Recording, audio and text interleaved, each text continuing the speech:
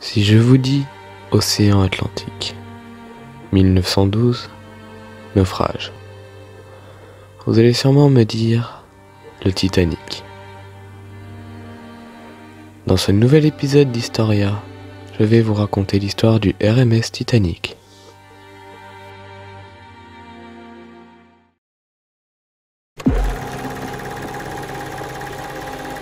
Histoire. Légende. Crime. Mister Story.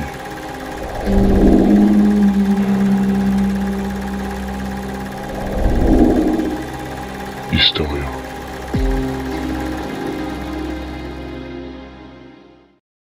Le RMS Titanic était un paquebot de la compagnie britannique White Star Line et le plus grand navire jamais construit jusqu'alors. D'une longueur de 265 mètres et pouvant évoluer à la vitesse de 22 nœuds malgré ses 46 000 tonnes, le Titanic fait figure de fleuron dans la flotte des paquebots transatlantiques. Parti de Southampton en Angleterre le 10 avril 1912, il effectue sa traversée inaugurale à destination de New York. Après une escale à Cherbourg puis Queenstown en Irlande, le destin qui l'attend 4 jours plus tard sera celui le plus connu et le plus célèbre naufrage de l'histoire maritime. Elle inspira au cours des siècles suivants une littérature et une filmographie foisonnante. L'engouement pour l'histoire du Titanic sera relancé avec la découverte de son épave en 1985.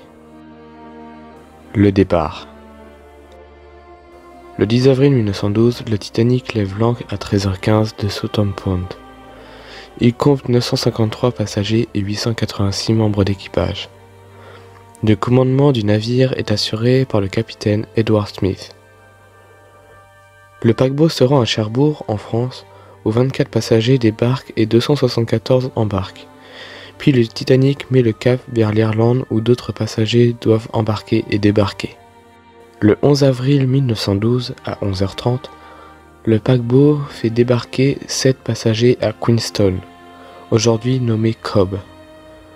Alors que 120 prennent place à bord du bateau, un membre d'équipage s'enfuit après l'arrivée du navire. Puis le Titanic fait route en direction de l'ouest, pour se rendre à sa destination finale, New York. 1316 passagers et 885 membres d'équipage se trouvent à bord. Le naufrage. Pour parcourir le trajet, les bateaux passaient au nord de l'Atlantique. Le principal danger était la présence d'icebergs. À l'époque, les radars n'existaient pas et on mettait en place des veillées, c'est-à-dire des membres d'équipage équipés de jumelles qui surveillaient la route du navire. Le Titanic reçoit beaucoup de messages d'autres navires signalant la présence d'icebergs sur la route du paquebot. Le capitaine Smith, un homme prudent, décide de faire naviguer le paquebot plus au sud.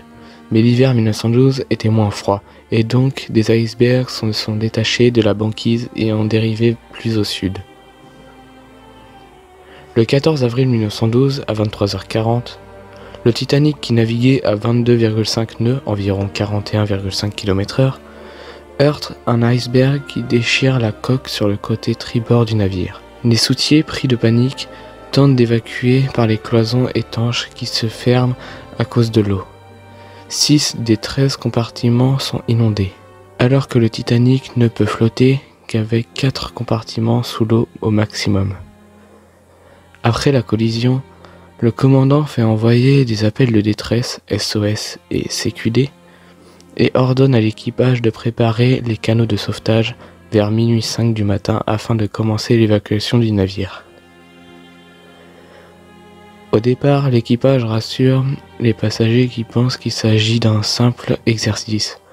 Nombreux sont ceux qui refusent de sortir sur le pont et d'embarquer dans un canot à cause du froid et du bruit assourdissant que produisent les 4 cheminées du navire. Le commandant ordonne à l'orchestre du Titanic de jouer dans le salon des premières classes, puis sur le pont.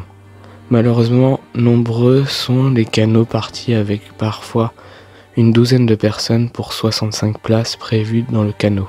Les officiers sont chargés de mettre à l'eau les embarcations qui se trouvent sur le pont le plus haut du navire, environ 22 mètres du niveau de la mer. Les officiers font monter en priorité les femmes et les enfants.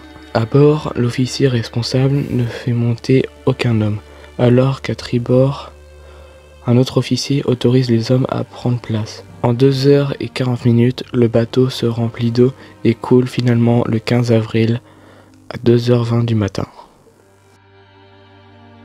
Les rescapés. Sur les 2200 personnes à bord environ, il n'y a eu que 705 survivants, principalement des femmes et des enfants de première classe. Les passagers de première classe ont embarqué dans les bateaux de secours en premier. Beaucoup de passagers de troisième classe ont dû périr car beaucoup se perdaient ou restaient coincés ou tout simplement ne se rendirent compte de rien, sans compter les étrangers qui ne connaissaient pas la langue. Le peu de survivants est dû à ce que ces concepteurs n'avaient pas prévu assez de canaux de sauvetage car ils prétendaient insubmersibles. De plus, la température de l'eau était d'environ -1 ou -2 degrés. Les personnes à l'eau mouraient de froid au bout de 20 minutes. Dans la liste des passagers, on trouve des gens célèbres de l'époque, notamment John Jacob Astor, héritier d'une des familles les plus riches des États-Unis. Il a disparu dans le naufrage. L'épave. De nombreux projets d'expédition pour retrouver le navire englouti virent le jour sans succès. L'épave fut finalement localisée le 1er septembre 1985 par une expédition franco-américaine dirigée par Jean-Louis Michel et Robert Douan Ballard. Elle fut trouvée à une profondeur de 3800 mètres près de Terre-Neuve.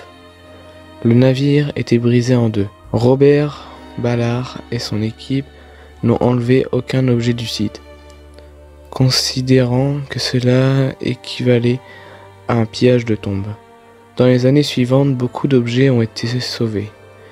Ils sont visibles actuellement de façon permanente au musée maritime de Greenwich, près de Londres.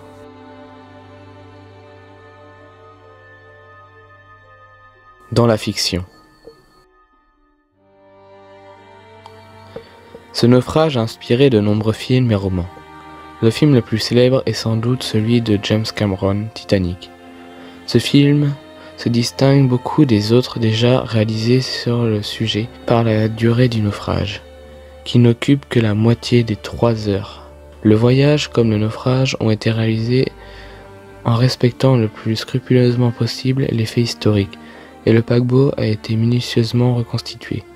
Le film cependant raconte la rencontre entre deux personnages fictifs, Jack et Rose, interprétés par Leonardo DiCaprio et Kate Winslet, qui tombent amoureux malgré leurs différences sociales et affrontent ensemble le naufrage.